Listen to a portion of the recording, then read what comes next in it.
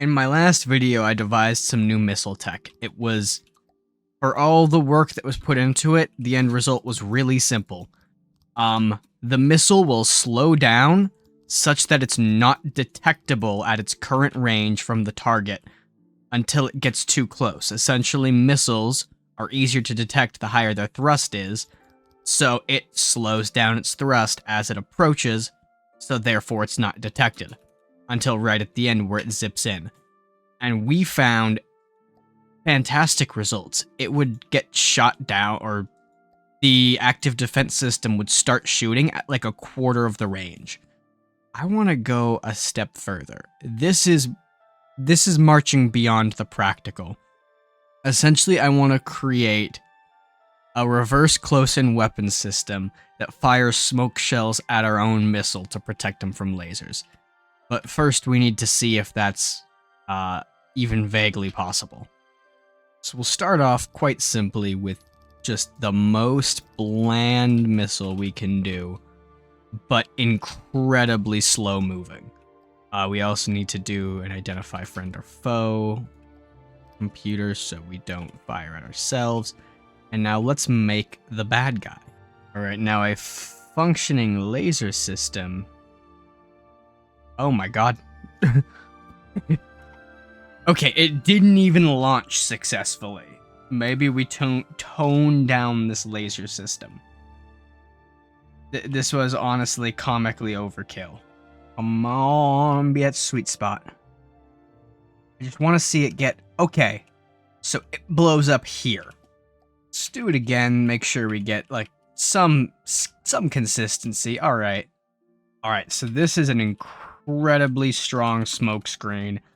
And we're going to use a breadboard, and whenever we fire a missile, we're going to turn those on. Alright, come on. It does work. It absolutely does work. I am dissatisfied with this documentation. I will take matters in my own hands. Managed, probably. Breadboards. There a Lua box? S-Lua FTD.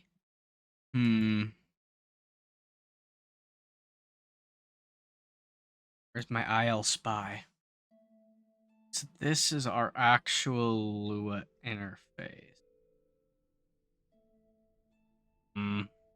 Like, what this is. Like, I want the set component or block info. Where is it? Set float logic. This is, by the way, for anyone who is not familiar with IL Spy, From the Depths is written in C#, and the C languages, essentially, this is fancy, nice-looking written code that I can read. I can read that, oh, it tries to do this, and if it catches a problem, it returns an error. This is nice and readable, if you have experience. This is called source code. The machine does not read this. It compiles it into what's called machine code, which is unreadable, total garbage that you will hurt your brain if you try to figure out what the actual machine is trying to do. C# will go somewhere in between, called IL code, intermediate language. So it stores it. This file right here is somewhere in between the machine code and the nice readable code. So this tool will try its best to convert it back to the nice readable code so I can see what's happening. However, it seems that they did the smart thing. Other games might stuff all of these into one giant library file. They did the smart thing, having a bunch of different small ones, which is good, for them being able to add new features and modify it, it is annoying for me to have to find which of these many, many files the thing I want is in. Editor Canon here. I did end up finding some more information about components. It's mostly up to date. Mostly. But it didn't end up being useful. I was also looking for ballistic calculations, which was useful. Oh, I think I found it. Look at all of this shit. Aiming with drag. Aiming with drag. I attempted to calculate how to aim something with drag in an earlier series of AI snipers.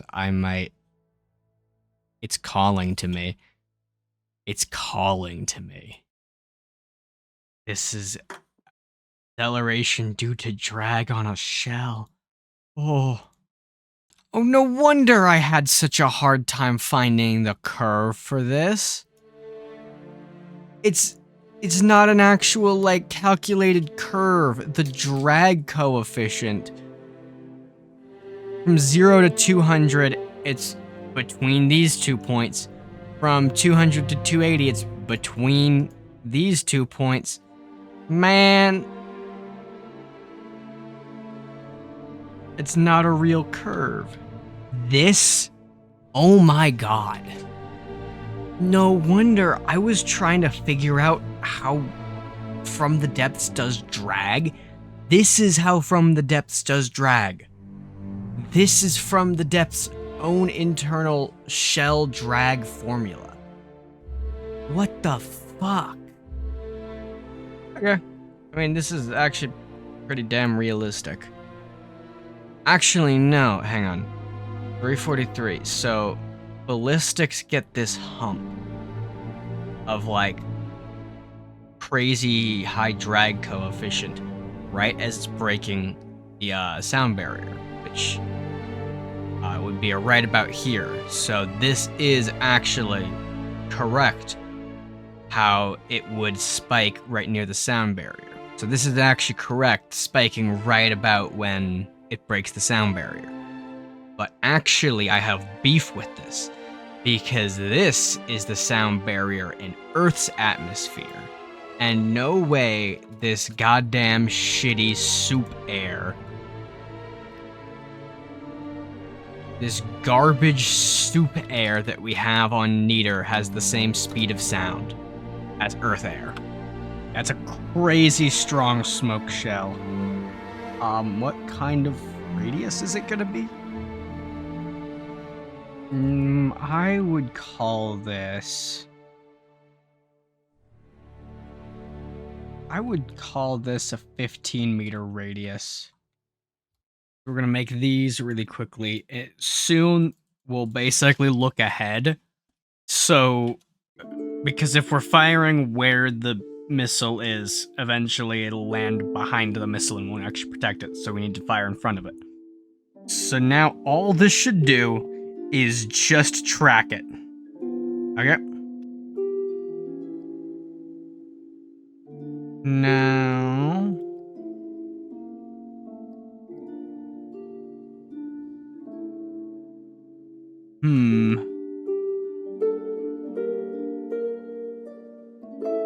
Not found X. Is it small x?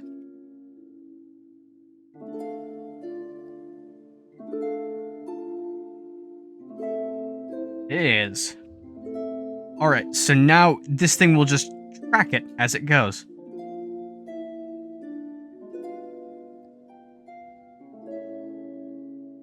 Alright. Our inverse CIWS is working.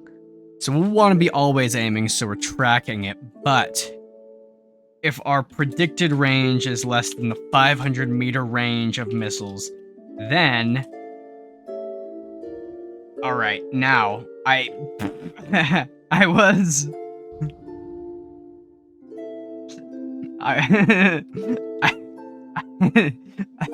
I was worried I was worried that it might, break the missile, which it appears to do, but it does shoot at the missile. I have successfully made a totally functional CIWS for my own missile, though. And it missed. Never mind. It's not going to become an issue when we're actually leading our shot. All right, we got our missile's range, our missile's velocity, and our missile's speed. Now we'll find how far the missile is from our cannon. This will work. All right, so now we know the missile's velocity, or rather the missile's speed, the shell's speed, and the missile's distance away. So we can find how long it will take for our shell to reach the missile. X is the time. This is the path of our missile. We don't know how far along... Oh yeah, this is distance into flight. We don't know how far along our missile has gone at the start, so it can start wherever. But our shell has a constant speed and a constant and always starts at 0 meters. So essentially we just need to figure out this X value given whatever these two are. This is actually really easy, I think. 1002 times X. Actually, we'll even make this S to be shell velocity. So Sx equals D plus Vx.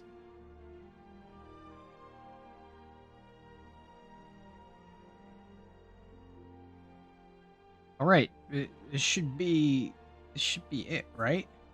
Now we've got all these unknowns, but X equals S minus V over D. Said over D. What?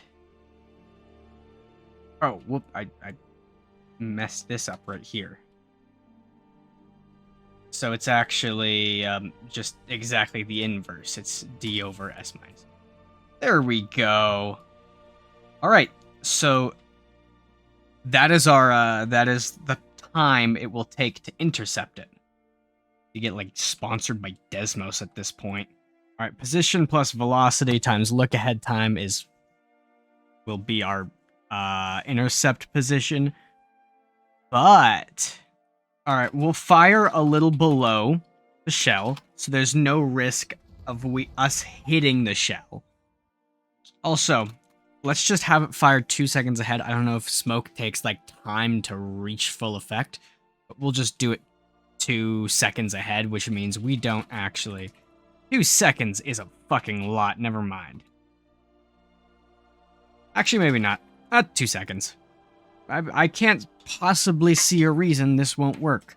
There will be no bugs, and everything is beautiful. Oh, right.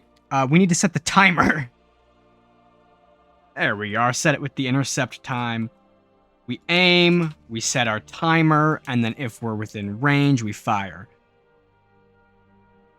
Okay, it appears to mostly work.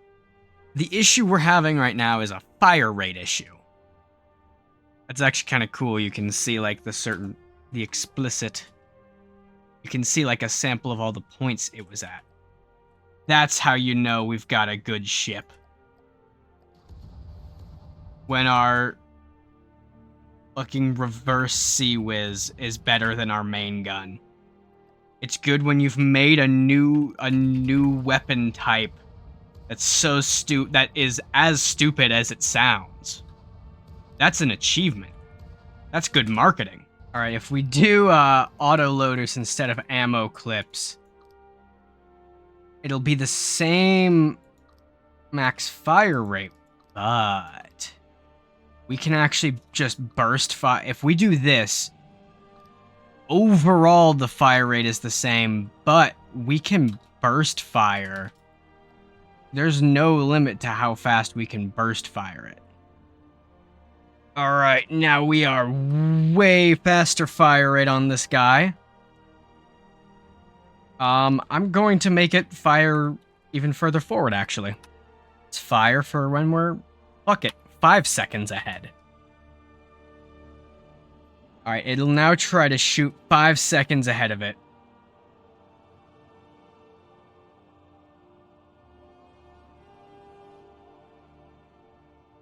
Time until reload, and I see that it's reloaded. I think it's bugged. I think there's like a ghost missile. Yep, it's just a permanent ghost missile at the at this point. More fire rate. It'll work eventually if we just keep adding more fire rate.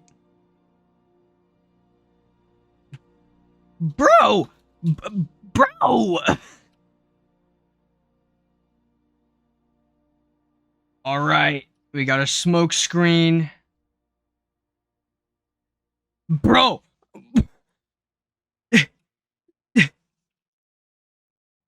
This is supposed to reduce the damage dealt by 75%, right? Actually, it should be stronger now. Reduced to 76.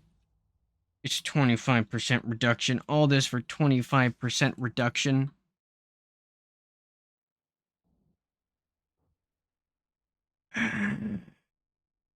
Oh. All that, wait.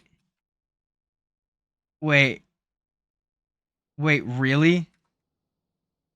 I misread this. I thought it was reduced by that. All of this smoke for 75. What's the point of the smoke warhead? Like, unironically, what does the smoke warhead do? Like, why would you use this? Hang on. This reduces it. This is a 70% reduction. This is a 70% smoke reduction. For like free. It's like free. What if we have a big ass one? This takes a 9. I can't even put this in. Oh, I accidentally cranked that a little bit too high.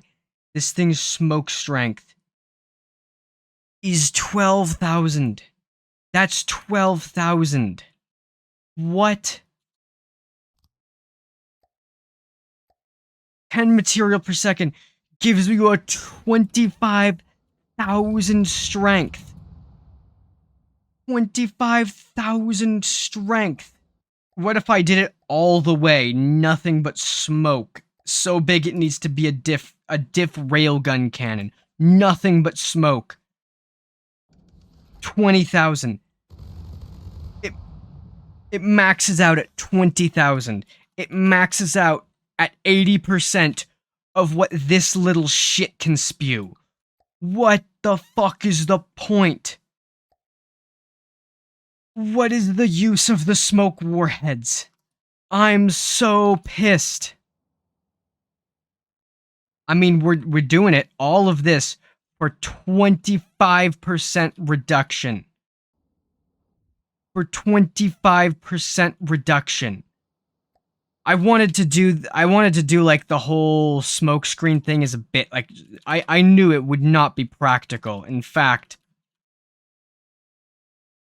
allow me to show you what would be really practical. There we are. There's our version 2.